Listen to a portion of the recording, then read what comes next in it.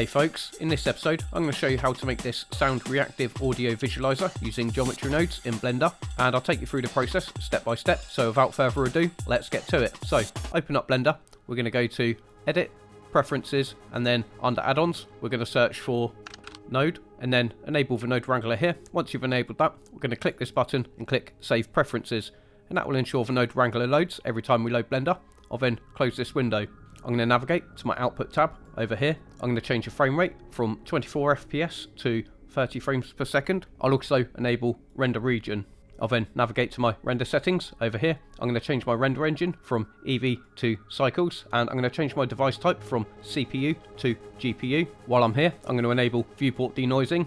I'll also change the render noise threshold to 0.025, and I'm going to set the max samples to 256. I'll then expand these light options down here, and I'll disable light tree. I'll expand light paths, and I'm going to disable reflective and refractive caustics. I'll also scroll all the way to the bottom and expand color management. I'm going to change my view transform from AGX to ACES 2.0, and I'm going to increase the gamma to 1.5. The audio I'm using for this tutorial is my own beat. It's a jungle beat at 180 beats per minute. I'll leave a link to the sample in the description where you can download it for free. So where my beat is set to 180 BPM and Blender is set to 30 frames per second, we need to calculate how many frames per beat we get. To do that, I'm going to use an FPS to BPM calculator. I'm going to use the VJam FPS to BPM calculator. So on this website, vjam.com, I'm going to click Support. I'll then select AV BPM calculator. So we know that Blender is set to 30 frames per second and my beat is set to 180 BPM. I'll then click Solve, and that gives us 10 frames per beat. My beat is 4 beats over 4 bars, which gives us 16 beats. 16 beats times 10 frames gives us 160 frames. I want my beat to repeat twice, so 160 frames times 2 gives us 320 frames. So I need to set the timeline in Blender to have 320 frames. So I'll just close this window here. I'm going to go to my end frame, and I'm going to type in 320. In my timeline, I'm just going to click Home, and that will ensure that we can see the entire timeline in the view. In my 3D viewport, I'm going to hit T just to hide the toolbar. I'll then take my cursor to the bottom left of the 3D viewport until I see a crosshair. I'll left click and drag up and open up a new window. I'll then change this window from the 3D viewport to the geometry node editor, and with my default cube selected, I'll go to the geometry node window and I'll click New, and that will add a new geometry node tree. I'll then hit N to hide the end panel. I'm just going to increase the geometry node window, give us a bit more room. I'm going to take the group input, I'm going to hit delete, I'm going to hit Shift A, and I'm going to search for Ico, and we'll choose Icosphere, and I'll pop that over here. I'll then connect the mesh socket from the Icosphere into the geometry socket of the group output. I'll then hit Shift A, and I'm going to search for Mesh to Volume, and I'll select the Mesh to Volume, and I'll pop that in between there. I'm going to increase the density to 5, and I'm going to reduce the voxel amount to 2.5. I think I'll reduce the interior bandwidth to 0.1. I'll then hit Shift A, and I'm going to search for Distribute Points in Volume, and I'll pop that in between there. And on this node, I'm going to increase the density to 10. I'll then hit Shift A, and I'm going to search for Points to Curves, and I'll select this node and pop that in between there. What this has done is we've created a mesh volume. We've then distributed points in that volume, and now we've connected all those points together using curves. I want to smooth the curves out, and to do that, I'm going to hit Shift A, and I'm going to search for Set Spline Type, and I'll pop that at the end there. I'm going to change it from Poly to Bezier. I'll then hit Shift A, and I'm going to search for Set Handle Type, and I'll pop that there. Now, as you can see, we've smoothed out these curves. Excellent. Now, I want to be able to trim the start and end of the curve. So I'll hit Shift A, and I'm going to search for Trim, and we'll select the Trim Curve node here, and I'll pop that at the end. I'll just box select these two nodes. I'm going to hit G, just drag these across. I now want to be able to give this curve thickness, and to do that, I'll hit Shift A, and I'm going to search for Curve to Mesh, and I'll pop that in between there. And now we can use this profile curve slot to give it thickness. So I'll hit Shift A, and I'm going to search for Curve Circle, and I'll select the Curve Circle node, and I'll pop that there. I'll then connect the curve socket from the Curve Circle node into the profile curve of the Curve to Mesh node. Clearly, that's way too thick, so I'm going to set a radius of 0.05. I'll also decrease the resolution from 32 to 8. On my Curve to Mesh node, I'm going to enable Fill Caps. I'll then hit Shift A, and I'm going to search for Subdivision Surface, and I'll pop that at the end there. I'm just going to box select these nodes here. I'm going to hold down Shift and select the Curve Circle node. I'm going to hit G, and I'll just drag these across over to here just to give us a bit of room. I'll then hit Shift A and I'm going to search for Set Shade Smooth, and I'll pop that in between there. I'll then hit Shift A and I'm going to search for Set Material, and I'll pop that in between there. I'm just going to go to my Materials tab over here and just ensure that you've got a material on your object. If not, just click New, and I'm going to rename the material to Squiggles. I'll then navigate to the Set Material node in my Geometry Node editor, and I'll click in this box and I'm going to choose Squiggles. So you should have a node structure similar to this. I'm going to go to my outliner and I'll rename this cube object to Squiggles, and on the top right of the outliner I'm going to click this icon here and I'm going to enable all these filters. I'll then hide that Squiggles object from the viewport. I'm just going to shrink my Geometry Node editor. I'll then navigate to the top left of my 3D viewport until I see a crosshair. I'll left click and drag across and open up a new window. I'll then change that window from the 3D viewport to the graph editor. In my 3D viewport I'm going to hit Shift A, I'll go empty, and I'm going to choose single arrow. In my outliner I'm going to rename that empty object to LF add for low frequency add. I'll then navigate to the object data tab over here. Ensure that you're on frame 1, and with your LF add object selected, we're going to add a keyframe on the Z location transform set to 0. We'll then navigate to the graph editor over here. I'm going to hit N to hide the N panel. I'll then expand the LF action options over here, expand the object transform, and select your Z location keyframe. I'll then select channel and then choose sound to samples. Navigate to and select your audio track. The one I'm using is named Escape Jungle Drums Snippets Clean 180 BPM. Again, I'll leave a link to this beat in the description where you can download it for free. And over here on this panel to the right, this is where we input the frequency range we want to extract from the audio. Here's an audio frequency range chart I prepared for this series. For this tutorial, we're going to be using low end frequencies. So I'm going to use a range between 20 Hz and 70 Hz. So I'll just close this window here. And for the lowest frequency range, I'm going to type in 20. And for the highest frequency range, I'm going to type in 70 Hz. I'll then enable Accumulate. I'll then click Sound to Samples. And as you can see in our graph editor, every time a low frequency hits, it makes an addition onto the graph sample. I'll then take my cursor to the top left of the 3D viewport until I see a crosshair. I'll left click and drag across just to collapse that window. I'll then navigate to the outliner and I'm going to unhide the Squiggles object from the 3D viewport. I'll then select the Squiggles object and I'll increase the node editor. I want to deform the position of this curve using noise. So in between this set handle type and trim curve node, I'm going to hit Shift A and I'll search for set position, and I'll pop the set position in between there. I'll then hit Shift A, I'm going to search for noise and we'll choose noise texture, and I'll pop this down here. I'm going to change the noise texture from 3D to 4D. I'll disable normalize and I'll also bring the roughness down to 0. I'll then hit Shift A and I'm going to search for vector and we'll choose vector math, and I'll pop that in between there. I'll then hit Shift A and I'll search for position, and I'll take the position node and I'll pop that there. I'll connect the position node into the top socket of the vector math node and the color socket from the noise texture into the bottom socket of the vector math node. I'll then connect the vector math node into the position socket of the set position node. And now if we change the W factor on the noise texture, you can see the position of the curve is moving. Excellent. And the idea behind this is we can now use the audio data to drive this W factor. To do that, I'm going to navigate to my outliner. I'll then drag this low frequency add empty object into the node tree. I'll then hit Shift A and I'm going to search for separate and we'll choose separate XYZ. I'll then connect the location socket into the vector socket of the separate XYZ. And if you remember, we baked the audio data on the Z location of that empty object, so we can use this Z location data to drive the effect. I'll just box select these two nodes. I'm going to hit G, just bring them across over to here. I'll then connect this Z socket into the W factor of the noise texture. Before I hit play, it's probably a good idea to bring the audio into Blender. So in the 3D viewport, I'm going to hit Shift A and I'll select speaker. I'll then navigate to the audio data tab over here. I'll click open, navigate and select your audio file and click open sound mono. In my outliner, I'm just going to select the low frequency add empty object. I'll then hit play and you can see what's happening. Excellent. I'll reselect the Squiggles object. I'm going to increase my geometry node window.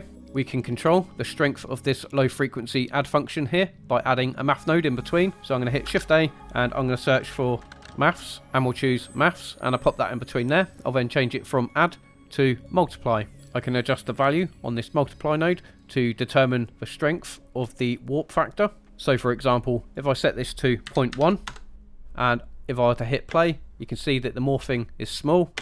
But if I was to set this to 2.5, I'll then skip back to frame 1 and hit play. you can see that the morphing is a lot greater. I want to keep this number relatively high. I also want this curve object to morph even when the low frequency add function isn't triggering the W factor. So to do that, I'm going to implement a driver. I'll just box select these nodes here.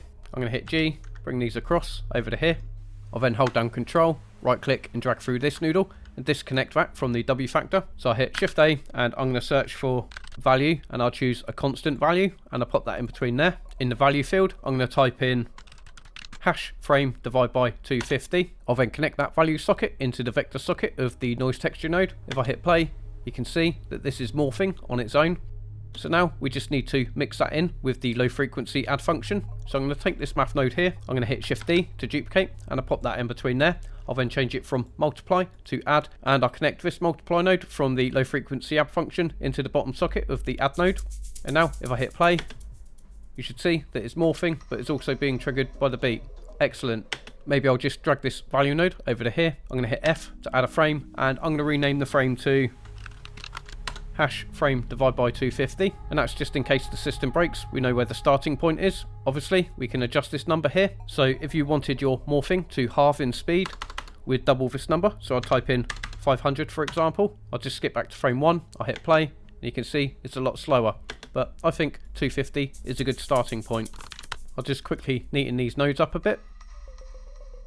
Next up, I want to drive the start and end factor of the curve using the low frequency audio data. And just like the noise texture, I also want to add an element of automation using a driver. So let's add the driver first. So I'm going to hit Shift A and I'm going to search for value and I'll choose a constant value and I'll pop that down here. And in this value box, I'm going to type in hash frame divide by 10. I'll also hit F to add a frame, and in here I'm going to type in hash frame divide by 10 just so we've got a reference point. I'll then hit Shift A and I'm going to search for maths and we'll choose math node and I'll pop that there. I'll then hit Shift D to duplicate and I'll pop that over here. For this math node I'm going to set this to subtract, and for this math node I'm going to set this to divide. I'll then connect the value node with the driver in to the top socket of the divide node. I'll then connect the divide node into the top socket of the subtract node.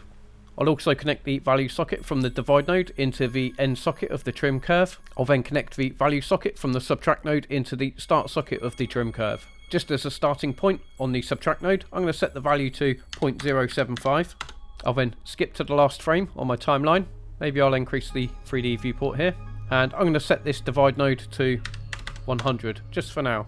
I'll explain the functions of these two nodes in a minute. We just need to complete the loop quick. So I'm going to zoom out.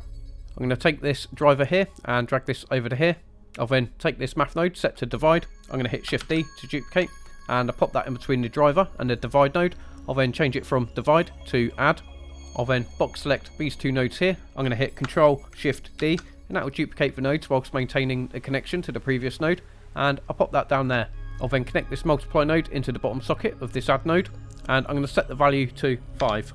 And now going back to these two nodes here, which are connected to the start and end socket. So the idea for these two nodes here is on this subtract node, this is going to be the overall length of the curve that you see in the viewport. I'm going to keep mine set to 0.075. And for this divide node, this is relevant to your end frame. So if I'm on my end frame, for example, and I'll just reduce this value, you can see that the curve completely disappears. So if you're finding out that your curve has completely disappeared, you're just going to increase this value until you see the start and end position of the curve animating. And that just ensures that the animation for the start and end points continues all the way to your last frame. So you will have to adjust both of these values based on how many frames you've got in your timeline, and also based on the value from this subtract node. So for example, if I was to decrease this number to 0.025, I'd probably have to adjust the value on this divide node here.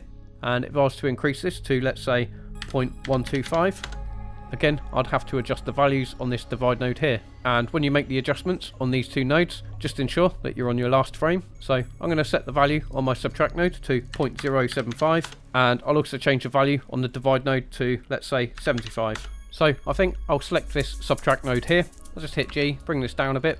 I'll then hit F, and I'm going to rename the frame to curve length. Just drag this over to here. I'll then select this divide node here. I'm going to hit F to add a frame, and I'm going to rename this to end frame buffer. I'll then skip back to frame 1. I'm going to hit play just to have a quick preview. Okay, excellent. I want to extract two elements from the geometry node tree. I want to create a black and white gradient mask, which tells us where the start and end point of this curve is. So for example, this point here would be black, and then we work our way all the way around the curve, and then this point will be white. And the second element I'd want to extract would be a similar mask of black and white, but I want it to be animated. So I want it to be triggered by this driver and this separate XYZ, and that's so we can animate the hue color changes. So after this trim curve here, I'm going to hit Shift A, and I'm going to search for store, and we'll choose store named attribute. I'll then pop that in between the trim curve and the curve to mesh. I'll then give that attribute a name, and I'm going to rename it to length. I'll then hit Shift A, and I'm going to search for spline parameter, and I pop that there. I'll then connect the factor socket from the spline parameter into the value socket of the store named attribute, and this will give us a black and white gradient mask for the start point and end point of the spline. I'll then select that store named attribute node. I'm going to hit Shift D, and I'm going to pop it in between the subdivision surface and the set shade smooth. I'll then rename that attribute to hue. I'll then take the value socket from this subtract node, and I'll plug it into the value socket of the store named attribute, and this will give us a black and white mask from the start and end point of the curve. But the difference between this one and this one is that this one is animated, because we've got the driver function here, and we've also got the low frequency add function down here. And because this one is stationary, we're just going to use this as a mask to drive the emission. I'm just going to zoom out. I'm going to box select all of these nodes here. I'm just going to hit G and bring these across just to give us a bit of breathing space. Your node tree should look something like this. Hey folks, this is me, back from the future. After recording the tutorial, I wasn't quite happy with the end result, and so I made a couple of improvements. The main improvement being adding a taper to the curve, which decreases the thickness over the length of the spline. It's easy to implement with the addition of one extra node. And so I'm going to go to my geometry nodes down here. In my geometry nodes, I'm going to hit Control Space, and that will go into full screen view. I'll then zoom in to where this spline parameter is. And so in between this spline parameter and this curve to mesh node, I connected this length socket into a color ramp, and the color ramp interpolation type is set to ease. I've then connected the color socket from the color ramp into the scale socket of the curve to mesh node, and that gives the taper effect. I have made a couple more changes. So down here on this driver, it was set to hash frame divide by 10. I've set it to divide by 5. I think I also decreased the value on this multiply node. I increased my subdivisions on the icosphere. I may have also tweaked the settings here. I'm not too sure about that. And of course, I've changed the end frame buffer and the curve length. So I reduced the curve length to 0.025 because I think it looked a lot better. I then skipped to the last frame so I could adjust this end frame buffer value here. And the final setting I changed was on this subdivision surface. So I just increased the levels from 1 to 3. I'll just hit Control Space, and that will exit out of full screen view. Okay, let's get back to the tutorial. Before we move on, it's a good idea to save your project. So I'm going to go to File, Save As, and I'm going to save my project as like and subscribe. Thanks folks, you absolute legends, and then click Save As. That's the heavy lifting done. Now we can move on to the easy part, which is the material. So I can take my cursor to the top left of the geometry node window until I see a crosshair. I'll then left click and drag down, and we'll open up a new window. I'll then change this from geometry nodes to the shader editor. I'll just give us a bit more room. In my geometry node window, I'm just going to zoom in until we've got those two attributes selected, which was this one called hue and this one called length. So in my shader editor, I'm going to hit Shift A, I'm going to go input, and I'll select attribute, and I'll pop that there. I'll then hit Shift D to duplicate, and I'll pop that down here. Maybe I'll just increase this window here so we can see this store named attribute node. So for this attribute in the shader editor, we're going to call up this hue attribute from the geometry nodes. So in the shader editor on the top attribute node, I'm going to type in hue and ensure that the spelling is identical to what's in your store named attribute node. And so this attribute node in the shader editor can now call up the attribute that we stored in this store named attribute node. I'll then select this bottom attribute node in the shader editor, and now we can call up this length attribute. So maybe I'll click this length, I'm going to hit Control C to copy. I'll then click in the name tag in the attribute node in the shader editor, and I hit Control V to paste, then hit enter. I'm just going to toggle on material preview. I'll then decrease my geometry node window so it gives us a bit more room in the shader editor. So I think the first thing I want to do is drive the emission. So on my principal BSDF, I'm going to expand the emission options down here. I'll then hit Shift A, I'm going to go color, and I'll choose color ramp, and I'll pop that down here. On the color ramp, I'm going to change the interpolation type from linear to B-spline. I'll then click this plus button to add a flag, and I'm going to change this color to black. I'll then select this first black flag, and I'm going to change the position to 0.75.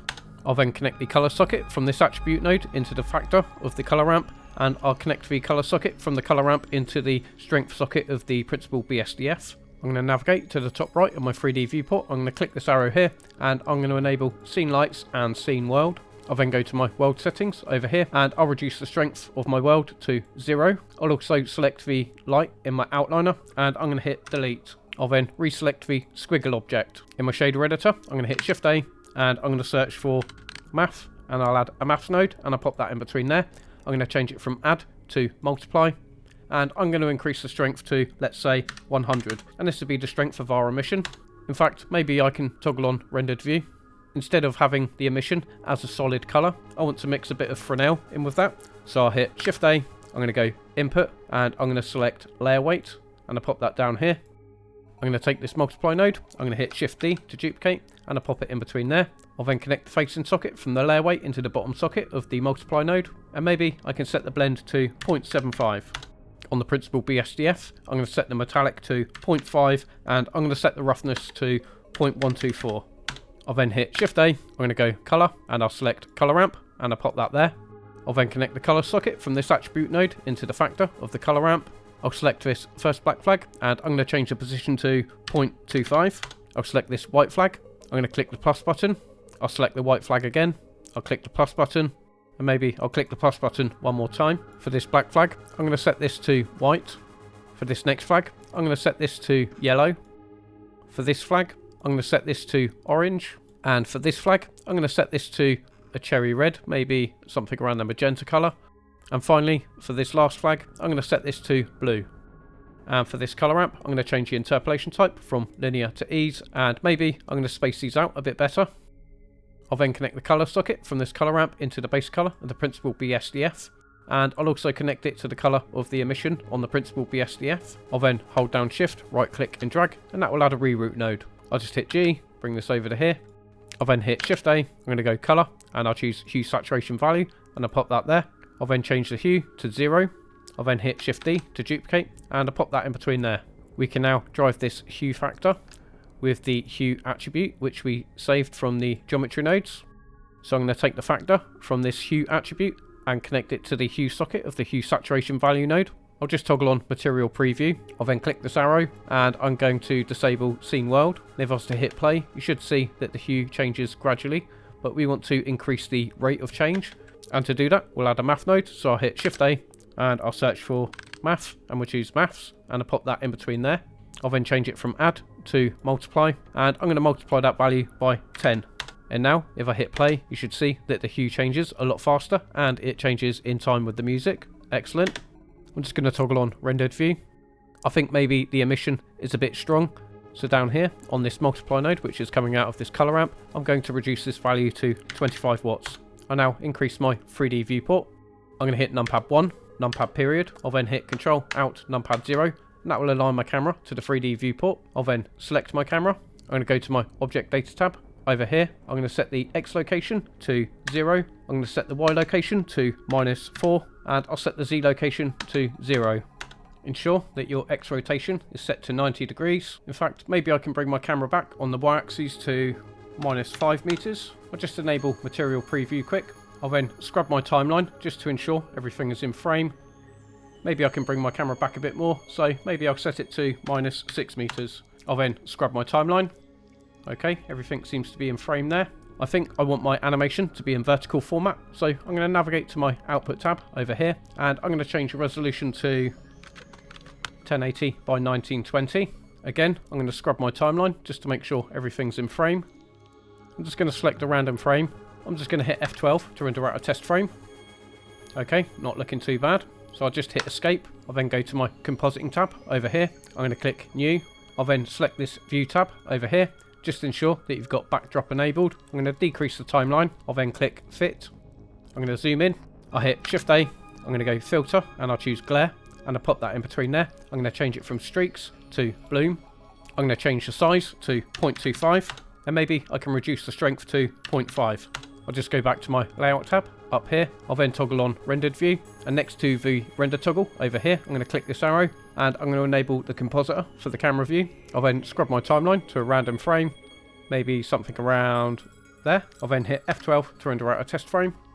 Okay, that's not looking too shabby. I'll just hit escape. On my output tab over here, I'm going to go to output. I'm going to click this folder icon, choose a file location where you want to save your image sequence, and then click accept. Choose the file format, PNG, set to RGB at 16-bit, should be absolutely fine. But I'm going to go with a file format of OpenEXR with a codec of DWAA lossy, and that will decrease my file size whilst increasing dynamic range. I'm going to toggle on material preview.